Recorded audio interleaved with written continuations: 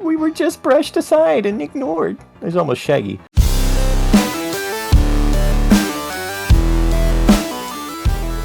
Hey everybody, today we're going to play some Castlevania Circle of the Moon, and also got my brother.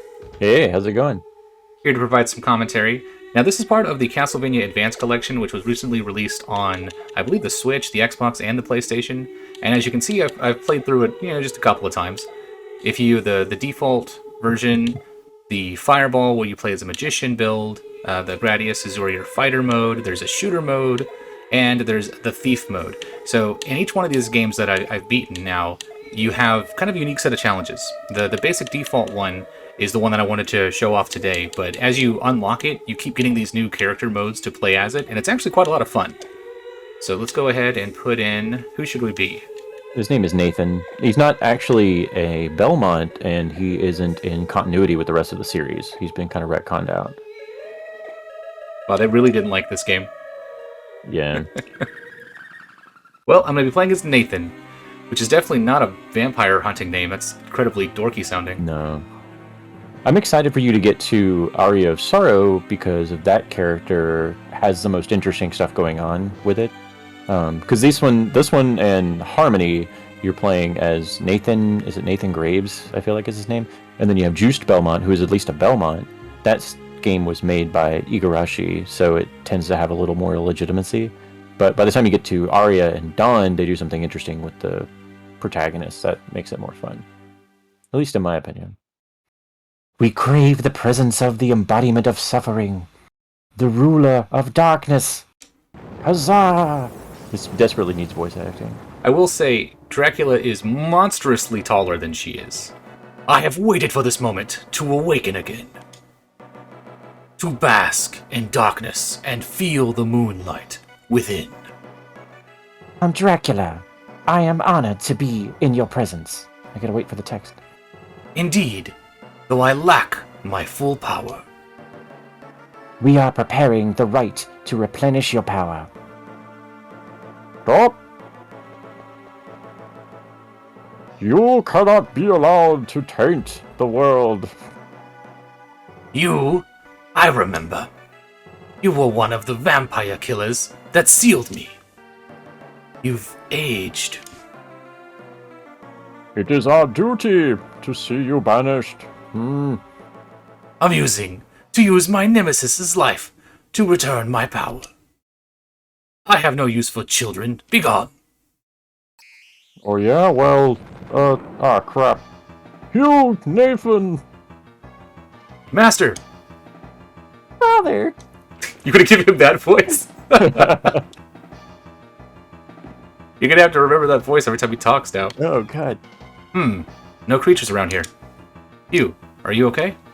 Yeah. We were just brushed aside and ignored. It's almost Shaggy. Like zoinks! We have to find Master! That would be ridiculous. I'm not reading that. I'll go. He's my father, Scoob. Nathan, you'll be in the way. Like, zoinks. Just get out of here. I want to find Master as much as anybody. Now, when you first start playing this game, and I imagine that a lot of people probably didn't give it much of a chance, because it is kind of infamous for being the least liked of all of these Castlevania portable games, and from my experience, I've thoroughly enjoyed it, but it's so rough when you first start. Like, when you first start, trying to fight enemies is pretty tough. You get killed pretty quickly. Like, if you notice, I'm not even bothering at this point. I'm just kind of rushing past everything. Well, rushing might be too generous of a word, because your animation is ridiculously slow. But What's nice is, very, very soon, I will get an item that I will no longer have to walk at this slow speed. In fact, it's so early in the game, it makes you wonder what was the point at all of making the walk cycle so ridiculous. Oh, look, a card. Wow, immediately got a card. Okay. You stack the cards, and they give you unique abilities. So with one card, it doesn't really help much, but once I get another one, I might be able to combine them. It's not a bad system. As a matter of fact, they've kind of done a variation on it in... they don't really do it in Harmony, I don't think, because it is just about different equipment and you get different magic spells.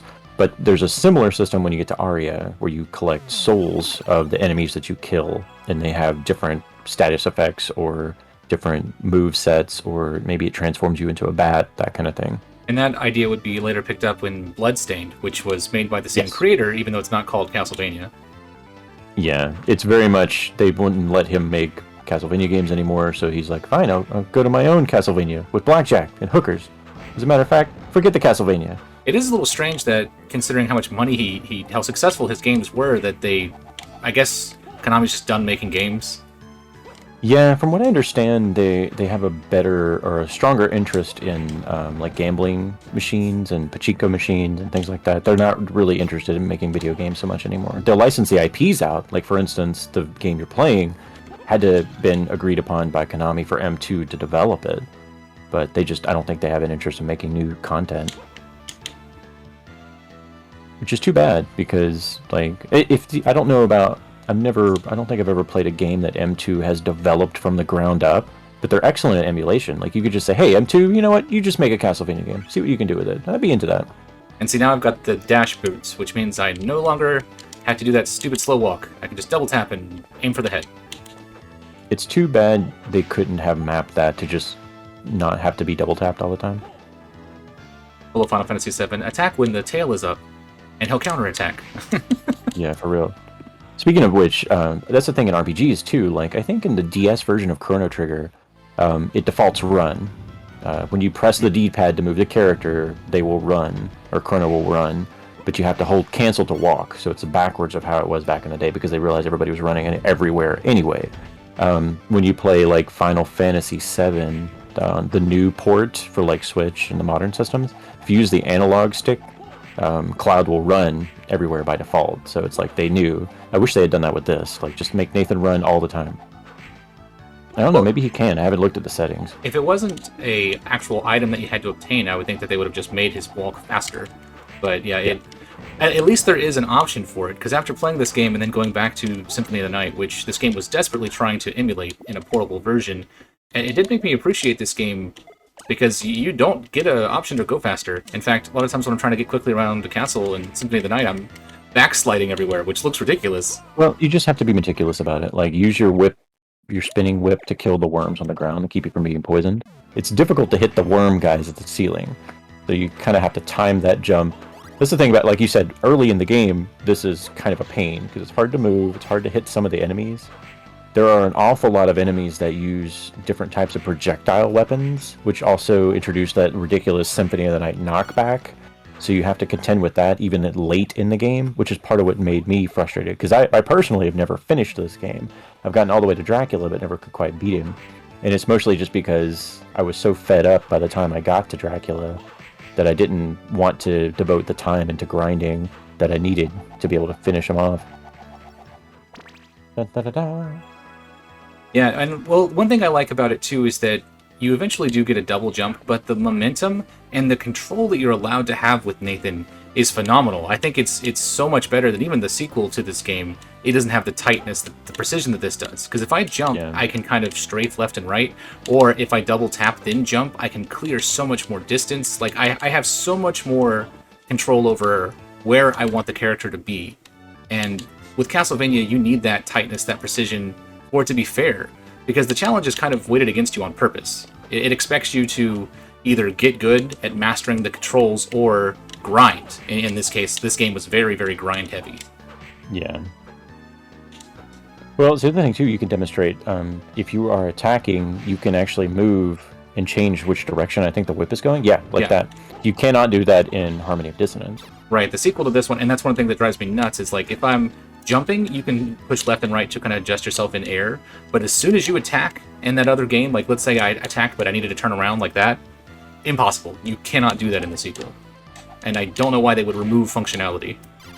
I think it's mostly them still figuring out the hardware, because it's not perfect. Like, they had like 3 chances on the GBA. This first game was developed by a different studio, the same ones that did the 64 Castlevania game, which I think is also part of the reason.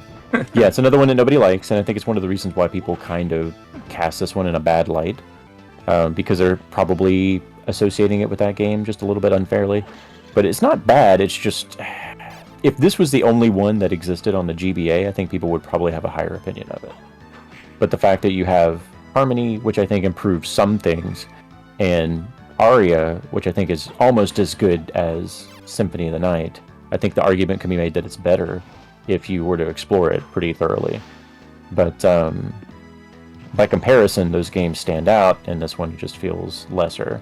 Plus, a lot of people really do associate this with, because it was a GBA launch title, so they associated it with playing it on that launch model GBA, which was very, very dark and very difficult to see. Right. And this game is kind of dark and difficult to see by its nature. Right now, it looks fine because we're playing it on like a modern system, but on that hardware, it was very difficult to see what was going on. So I feel like that kind of colored everybody's perception of it for a long time. Like everyone's just remember it being a lot darker than it is.